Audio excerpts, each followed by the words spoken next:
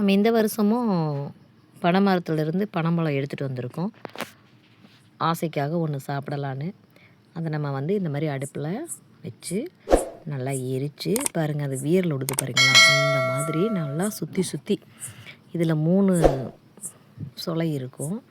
அதனால் 3 பக்கமும் திருப்பி வச்சு சுற்றியும் பாருங்கள் எப்படி வீரல் விட்டுருக்கு. இந்த அளவுக்கு அது வெந்தால் மட்டும்தான் இந்த மாதிரி வீரல் விடும். இது ஏன் வந்து நம்ம சுடணும் அப்படின்னா, பனம்பழத்தில் பித்தத்தன்மை இருக்கும், தலை சுற்றலெல்லாம் வரும். அதனால் நம்ம வந்து சுட்டுக்கலாம். பச்சையாகவும் சில பேர் சாப்பிடுவாங்க. ஆனால் எனக்கு எங்கள் பாட்டி இந்த மாதிரி சொன்னதுனால நான் அதை அப்படியே எடுத்துக்கிட்டேன். இது வரைக்கும் எனக்கு எந்த பிரச்சனையும் வந்ததில்லை. அதனால் நான் மற்றவங்களுக்கும் சொல்கிறேன். நம்ம நல்லா சுட்டுக்கலாம். இப்படி சுட்டுட்டு நல்லா சுடும்போது அந்த எசன்ஸும் நல்லா கிடைக்கும். நல்ல இனிப்பாக இருக்கும். அல்வா அதெல்லாம் நம்ம சாப்பிடுவோம் இல்லையா, அதெல்லாம் கூட இனிப்பு வந்து நம்ம சர்க்கரை சேர்க்க போகிறோம். இதில் இயற்கையாகவே இவ்வளோ இனிப்பு இருக்குது. கிடச்சிச்சின்னா எடுத்து இந்த மாதிரி சுட்டுக்கங்க. சுட்டு அதை வந்து நல்லா கொஞ்சம் நேரம் ஆற வச்சுட்டு அதுக்கப்புறமா கை பொறுக்கிற சூட்டில் நம்ம அதை வந்து ஓப்பன் பண்ணி 3 பேர் 3 சொலை எடுத்து சாப்பிடலாம். நல்லா வேகட்டும்.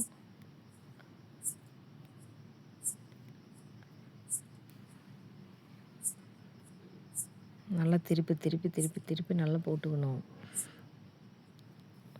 என்ன தலை சுற்றல் வந்துச்சுன்னா நம்ம நடந்து போனோன்னா பித்தம் நம்மளுக்கு உடம்புல அளவாக பித்தம் வேணும். அதீத பித்தமாக இருந்துச்சுன்னா கிருகிருன்னு வந்துடும், எங்கேயாவது விழுந்துரும் இல்லையா. இந்த இதில் இது இருக்குது அப்படிங்கிறனால அதை நம்ம இந்த மாதிரி எடுத்துட்டோம்னா அது அந்த கம்மியாயிரும். அந்த பழத்தில் அசைக்க சாப்பிட்லாம், ரெகுலரெல்லாம் சாப்பிடக்கூடாது. நம்ம சுட்டு எடுத்துட்டோம், சூடாக இருக்குது. மெதுவாக இதை வந்து ஓப்பன் பண்ணிக்கலாம். பாருங்கள் எவ்வளோ அழகாக இருக்குன்னு, இயற்கையான கலர் இது. நம்ம எசன்ஸு போட்டு ஃபுட் கலர் போட்டு அந்த மாதிரி தயாரிக்கிறது என்னென்னமோ வாங்கி சாப்பிட்றோம். அதுலேயோ எவ்வளோ கேடு இருக்குது. ஆனால் இயற்கையாக இருக்கிறதுலையும் பாதுகாப்பாக எடுத்துக்கிட்டோம்னா நல்லாயிருக்கும். எல்லாருக்கும் இது கிடைக்குமான்னு எனக்கு தெரியல. கிடைக்கிறவங்க இந்த மாதிரி பயன்படுத்திக்கங்க. கலர் பாருங்கள் எவ்வளோ அருமையாக இருக்குன்னு பாருங்கள்.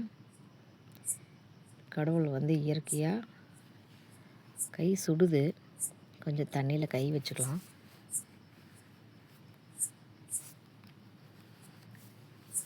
கலர் பாருங்கள் எவ்வளோ அருமையாக இருக்குன்னு. அந்தளவுக்கு இனிப்பும் இருக்கும். நல்ல விளைஞ்ச பழம்.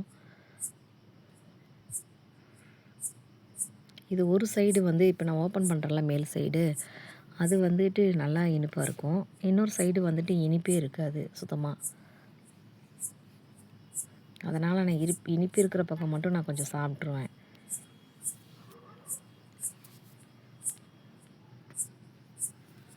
எவ்வளோ அழகாக இருக்குது பாருங்கள். எந்த ஃபுட்டு கலரும் நான் சேர்த்தலை. இனிப்பு ரொம்ப அருமையாக இருக்குது. நம்ம கரும்பு கடித்து எப்படி அந்த இனிப்பை எடுத்துகிட்டு அந்த சக்கையை போட்டுருவோமோ அந்த மாதிரி தான் இது. பல்லுலலாம் மாட்டிக்கும். இது நார்ச்சத்து இருக்கிறதுனால இதை வந்து நம்ம சாப்பிடும்போது நல்லா வயிறு உங்களுக்கு ஃப்ரீயாகும். இதுதான் வாங்குறதுக்கு இப்படி நம்ம சாப்பிட்லாம். நீங்களும் கிடைச்சா சாப்பிட்டு பாருங்கள்.